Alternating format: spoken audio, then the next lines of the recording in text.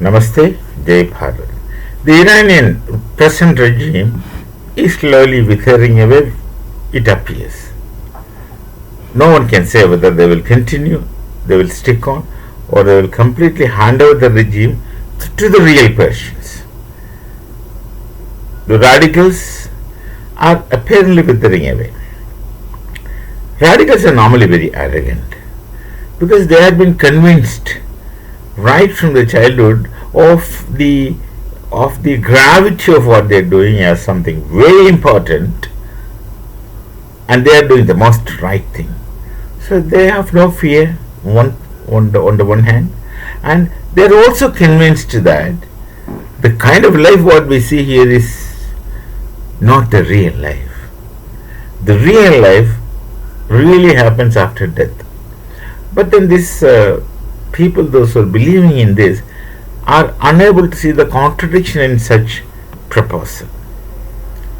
This life and a life after death, and they are so sure that life after death, that's the thing, will be same like the life what they're living here as it is, with all those kind of identities, etc., etc. Now, that's a different area of talking. But if you seriously go into it, the contradiction becomes very visible, self-illuminant, etc. But these people don't know that. They are so sure of such things, waiting for them after death. So the death becomes a natural phenomenon for them. They don't care, they don't mind to die. Because they're so convinced that after that this is going to be better. The one part is that. Secondly, they think that what they're doing is right.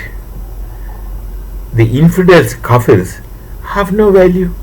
So there's no harm in killing them. No harm in doing anything. You can kill them, you can rape their women, you can burn them, you can sell them, you can do whatever they feel like. There's no prick of consciousness in such activities, because they have been patterned, brainwashed to such kind of thought system, with such kind of thought system. So, apart from them, there were many people in Iran, there are, who are Persians, who are still culturally Persians, with such long history, heritage, richness in literature, many things, etc. And they must still be there, and they are still there. You cannot say that everyone is radicalized in Islam. No, not possible. 100% thing is impossible. Majority should be still sensible people who are original Persians. See, this radicalism has destroyed their Zoroastrian religion, which was originally theirs, and even their national anthem they have rewritten, etc.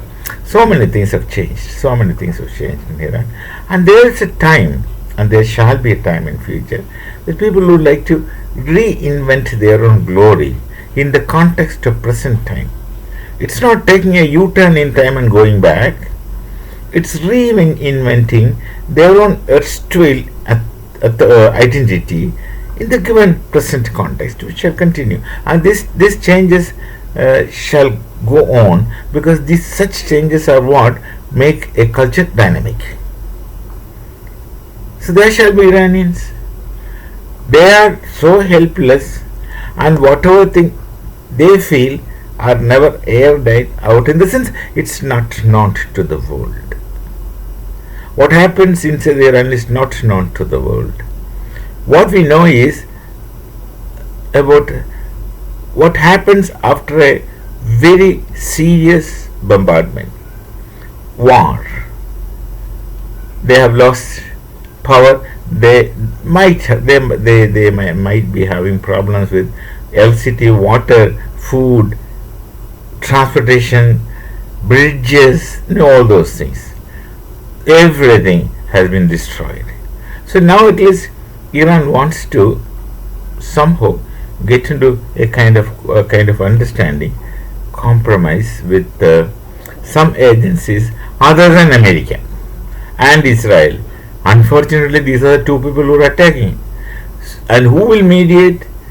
No Muslim nation is going to mediate. So they have this scapegoat of Pakistan, who is backstabbing Iran, also backstabbing everybody also for the sake of money. So this problem is remaining with Iran. Someday let's hope that the Persians will come. We from Bharat have got great respect and relations to the Persians. They are our old friends. So the Iranians are also our friends now. Irrespective of their radicalism, irrespective of the IRGC operation, the people are the same. So we are helplessly affectionate to these Iranians individually. So we would do whatever we can for them, not by way of giving arms and ammunition, but whatever medicines, food, etc. we can help. That's what we will do. Otherwise, we are not involved in war. We don't want to be involved in war. That had been our culture. That had been really Hindu culture. We don't want anything of anybody, but allow us to work on ourselves and become. That had been our policy. So we would help them by in any way, except by arms and ammunitions. We are not involved in war. So we have this love and affection towards those people, even Pakistanis.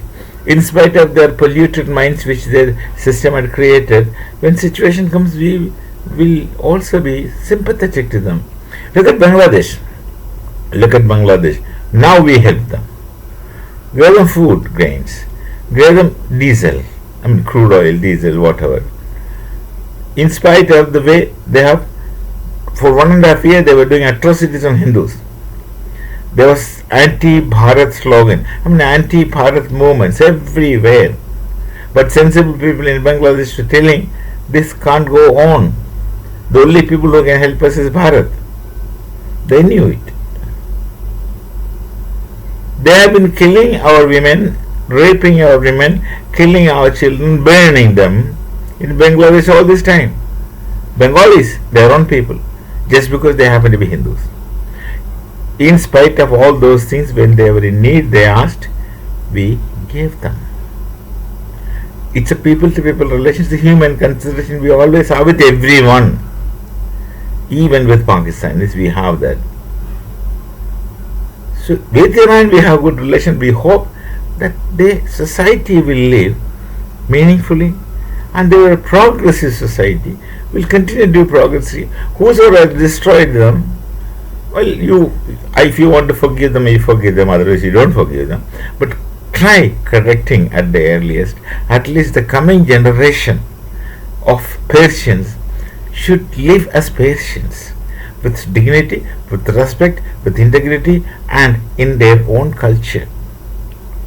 That would be nice, good for the world. We shall meet. Namaste. Jai Bharat.